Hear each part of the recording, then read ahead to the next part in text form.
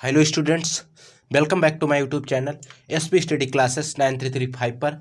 आज हम लोग कक्षा 10 सामाजिक विज्ञान का जो चैप्टर नंबर 3 है, चैप्टर नंबर 3 भूमंडलीकृत विश्व का बनना, जो भूमंडलीकृत विश्व का बनना जो चैप्टर नंबर 3 है, उस पूरे पाठ के सबसे महत्वपूर्ण प्रश्न देखेंगे। इस वीडियो में हम बता दें आपको कि हम विकल्पीय, अतिलघुत्तरी, लघुत्तरी और विस्तृत उत्तरी सभी प्रकार के क्वेश्चन देखेंगे। इसीलिए आप वीडियो को बिना स्किप किए हुए देखिएगा। आपको इस वीडियो को देखने के बाद कोई दूसरा वीडियो देखने की ज़रूरत नहीं पड़ेगी। इस वीडियो में हम 90+5 नंबर कैसे ला सकते हैं बोर्ड में, यानी कि 90+ नंबर कैसे ला सकते हैं कुछ ही दिनों की स्टडी में, बोर्ड में एग्जाम में। ठीक है, तो देखिए, अगर आपको 90+ लाना है तो आपको हार्ड स्टडी नहीं, स्मार्ट स्टडी करना पड़ेगा, क्योंकि बुक तो बहुत मोटी होती है। पूरी बुक जो होती है उसमें सभी मोस्ट इंपोर्टेंट क्वेश्चन नहीं होते हैं, उसमें कुछ क्वेश्चन ऐसे होते हैं जो महत्वपूर्ण होते हैं। आज हम उन्हीं मोस्ट इंपोर्टेंट क्वेश्चनों के बारे में इस वीडियो में डिस्कस करेंगे।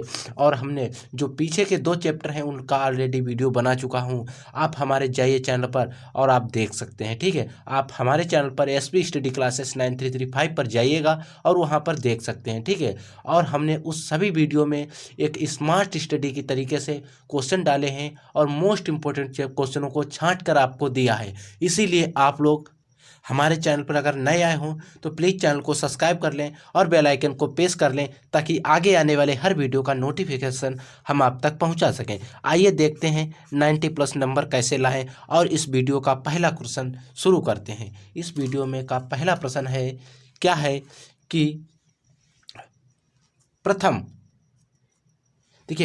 विश्व युद्ध कब प्रारंभ हुआ, यानी कि जो प्रथम विश्व युद्ध था वो कब प्रारंभ हुआ। 1910 ईस्वी में प्रारंभ हुआ, 1911 ईस्वी में प्रारंभ हुआ, या 1914 ईस्वी में प्रारंभ हुआ, या 1920 ईस्वी में प्रारंभ हुआ। देखिए, जो प्रथम विश्व युद्ध था ये मोस्ट इंपोर्टेंट क्वेश्चन है, ये कई बार आ चुका है बोर्ड एग्जाम में। ठीक है, तो प्रथम विश्व युद्ध जो प्रारंभ हुआ था 1914 ईस्वी में प्रारंभ हुआ था, तो इसका सही जवाब तीसरा ऑप्शन हो जाएगा। नेक्स्ट क्वेश्चन है, क्वेश्चन नंबर 2 है, आर्थिक महामंदी, यानी कि आर्थिक महामंदी का प्रारंभ किस वर्ष हुआ। जो आर्थिक महामंदी थी उसका प्रारंभ किस वर्ष हुआ। 1919 में हुआ, 1924 में हुआ, 1929 में हुआ, या 1934 में हुआ। देखिए, हम आपको बता दें, आर्थिक महामंदी का जो प्रारंभ हुआ था वो 1929 ईस्वी में हुआ था। ठीक है, तो तीसरा option is right. Next question है, क्वेश्चन नंबर 3 है, क्या है क्वेश्चन कि भारत में विदेशी को जाने वाले अनुसंधानिक श्रमिक क्या कहलाते हैं, यानी कि भारत से जो विदेश को जाने वाले अनुबंधित सैनिक थे, यानी कि श्रमिक कार्य करने वाले क्या कहलाते थे, उनको क्या कहते हैं, उसको क्या कहा जाता था। गिरमिटिया कहा जाता था, या पूर्णकालिक श्रमिक कहा जाता था, या सफेदिया कहा जाता है, या एग्रीमेंट श्रमिक कहा जाता था। देखिए, जो भारत से विदेशों में जाने वाले जो अनुबंधित श्रमिक थे उनको गिरमिटिया कहा जाता था। क्या कहा जाता था? गिरमिटिया। नेक्स्ट और लास्ट क्वेश्चन देखते हैं, ये बहुत इंपॉर्टेंट क्वेश्चन है। क्या है? 18वीं शताब्दी में विश्व व्यापक का सबसे बड़ा केंद्र था, यानी कि 18वीं शताब्दी में विश्व व्यापक का सबसे बड़ा केंद्र कौन था।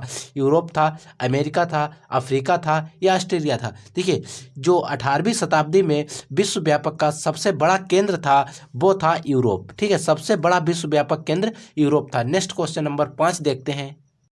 क्वेश्चन नंबर 5 है, विश्वव्यापी आर्थिक मंदी का सबसे बुरा प्रभाव किस देश पर पड़ा, यानी कि विश्वव्यापक आर्थिक मंदी आई थी उसका सबसे बड़ा बुरा प्रभाव जो पड़ा था वो किस देश पर पड़ा था।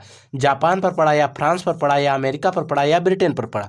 देखिए, जो आर्थिक मंदी थी, विश्वव्यापी आर्थिक महामंदी थी, उसका जो अगर सबसे ज़्यादा अगर प्रभाव पड़ा था वो अमेरिका पर पड़ा था। किस पे बच्चों? अमेरिका पर पड़ा था। ठीक है, नेक्स्ट क्वेश्चन, बेमार्ग जो, यानी कि देखिएगा, बेमार्ग जो न केवल एशिया के विशाल क्षेत्रों को एक दूसरे से जोड़ने का कार्य करते हैं बल्कि एशिया और उत्तरी अफ्रीका को भी जोड़ते हैं, वे मार्ग क्या कहलाते हैं, यानी कि ऐसे मार्ग जो सिर्फ एशिया में नहीं जोड़ते हैं बल्कि अन्य भी देशों को जोड़ते हैं, यानी कि उत्तरी अफ्रीका को भी जोड़ते हैं, ऐसे मार्ग को क्या कहते हैं? ऐसे मार्गों को हम कहते हैं रेशम मार्ग। नेक्स्ट क्वेश्चन है, मोस्ट इंपॉर्टेंट क्वेश्चन है। ठीक है, कैसा बच्चों क्वेश्चन है?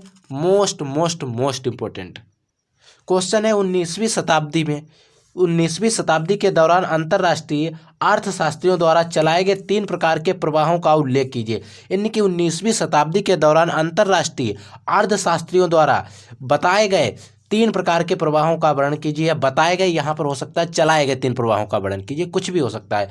तो इसमें आप यहाँ पर कुछ लिखेंगे कि ये जो प्रवाह चलाए गए प्रवाह या बताए गए प्रवाह निम्न प्रकार हैं। फिर आप हेडिंग डाल देंगे व्यापार का प्रवाह नंबर 1। देखिए व्यापार का प्रवाह नंबर 1 हेडिंग डालेंगे और उसमें लिखेंगे, क्या लिखेंगे, पहला प्रवाह व्यापार का प्रवाह था। यानी कि जो पहला प्रवाह था वह व्यापार था। 19वीं शताब्दी में व्यापार प्रवाह मुख्य रूप से वस्तुओं के व्यापार तक ही सीमित था। देखिए 19वीं शताब्दी में जो व्यापार का प्रवाह था वो मुख्य रूप से कहाँ तक सीमित था, वस्तुओं तक ही सीमित था। लेकिन वस्तुओं में क्या वस्तुएं थी, कपड़ा था, गेहूं, कपास आदि शामिल थे। नेक्स्ट जो इसकी हेडिंग डालेंगे, क्योंकि 3 प्रकार के प्रवाहों का वर्णन करना है आपको इस वीडियो के अंदर। इस क्वेश्चन के अंदर श्रम का यानी कि श्रम का प्रवाह कैसे हुआ, श्रम प्रवाह, दूसरा श्रम का प्रवाह होता था। यानी कि जो दूसरा प्रवाह था वो कौन सा प्रवाह था, श्रम प्रवाह था। इसमें लोग कम अथवा रोजगार की तलाश में, जो लोग थे वो काम अथवा, यहाँ पर आप काम करेंगे, काम अथवा रोजगार की तलाश में एक स्थान से दूसरे स्थान पर आते जाते थे। यानी कि इस जो श्रम का प्रवाह था इसमें लोग एक स्थान से दूसरे स्थान पर काम और रोजगार के लिए आते जाते थे। इसमें देखिए नेक्स्ट हेडिंग है, जो हेडिंग नंबर 3 है, पूंजी का प्रवाह। देखिए तीसरा पूंजी का प्रवाह है, यानी कि जो तीसरा प्रवाह है उसे हम पूंजी का प्रवाह भी कहते हैं। इसमें पूंजीपति लोग अल्प अवधि अथवा दीर्घ अवधि के लिए दूर दराज के प्रदेशों में पूंजी का निवेश करते थे। यानी कि जो पूंजीपति लोग थे वो अल्प अवधि अथवा दीर्घ अवधि के लिए दूसरे दूर दराज के प्रदेशों में पूंजी का निवेश करते थे। आइए नेक्स्ट और मोस्ट इंपोर्टेंट क्वेश्चन देखते हैं। देखिए क्वेश्चन नंबर 8 है, हेनरी फोर्ड कौन थे। देखिए हेनरी फोर्ड कौन थे, हेनरी फोर्ड कौन थे। हेनरी फोर्ड अमेरिका के एक प्रसिद्ध उद्योगपति थे, ये आपको याद रखना है। कौन थे, प्रसिद्ध उद्योगपति थे। आपको ये विकल्प में भी मिल सकता है, दिया होगा ऊपर विकल्प दिया होगा, हेनरी फोर्ड कौन थे, उद्योगपति, कारीगर, बहुत से ऑप्शन दिए होंगे, उसमें कोई एक उद्योगपति होगा, वो आपको सही लगाना होगा। नेक्स्ट क्वेश्चन, और बेरी बेरी यानी कि बेरी बेरी जितनी बार कहें उतनी बार कम है, मोस्ट इंपोर्टेंट क्वेश्चन।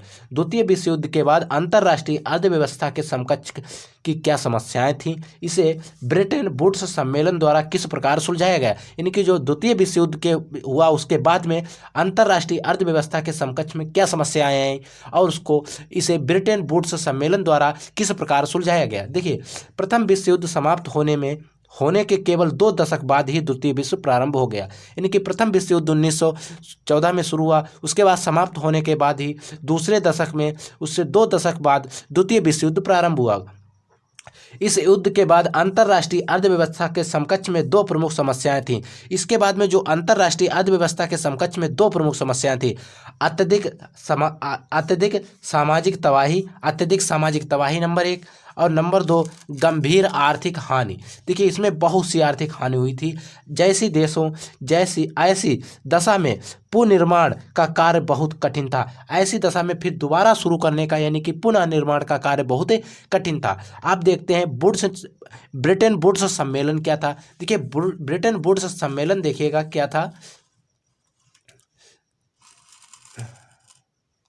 देखिए युद्धोत्तर अंतर्राष्ट्रीय आर्थिक व्यवस्था का मुख्य उद्देश्य औद्योगिक विश्व आर्थिक स्थिरता एवं पूर्ण रोजगार को बनाए रखना था। यानी कि युद्धोत्तर अंतर्राष्ट्रीय अर्थव्यवस्था का मुख्य उद्देश्य था, यानी कि क्या उद्देश्य था, विश्व आर्थिक स्थिरता एवं पूर्ण रोजगार बनाए रखना था।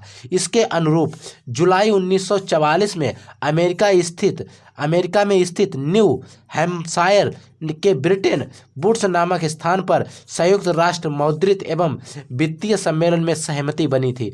वित्तीय सम्मेलन जो था उसमें देखिए बच्चों, ब्रिटेन वुड्स व्यवस्था जो निश्चित विनिमय दरों पर आधारित थी। किस दरों पर आधारित थी? ब्रिटेन वुड्स जो व्यवस्था थी वो निश्चित विनिमय दरों पर आधारित थी। इस व्यवस्था में राष्ट्रीय मुद्राएं एक निश्चित विनिमय दर में बंधी हुई थी। इस जो विनिमय दर थी इसमें जो राष्ट्रीय मुद्राएं थीं वो एक निश्चित विनिमय दर में बंधी हुई थी। तो ये था डिस्कशन वीडियो क्लास 10th जो सोशल साइंस का चैप्टर नंबर 3 था, भूमंडलीकृत विश्व का बनना, उसके मोस्ट इम्पोर्टेंट स्मार्ट स्टडी के साथ ये वीडियो रहा। अगर आपको वीडियो पसंद आया हो तो वीडियो को लाइक करें, अगर चैनल पर नए आए हों तो चैनल को सब्सक्राइब करें, ताकि हम हर वीडियो का नोटिफिकेशन आप तक भेज सकें। और इसी तरीके से बोर्ड एग्जाम से रिलेटेड हर खबर पाने के लिए आप हमारे साथ जुड़ जाइए। हम मिलेंगे एक नए वीडियो में नए टॉपिक के साथ, तब तक के लिए जय हिंद।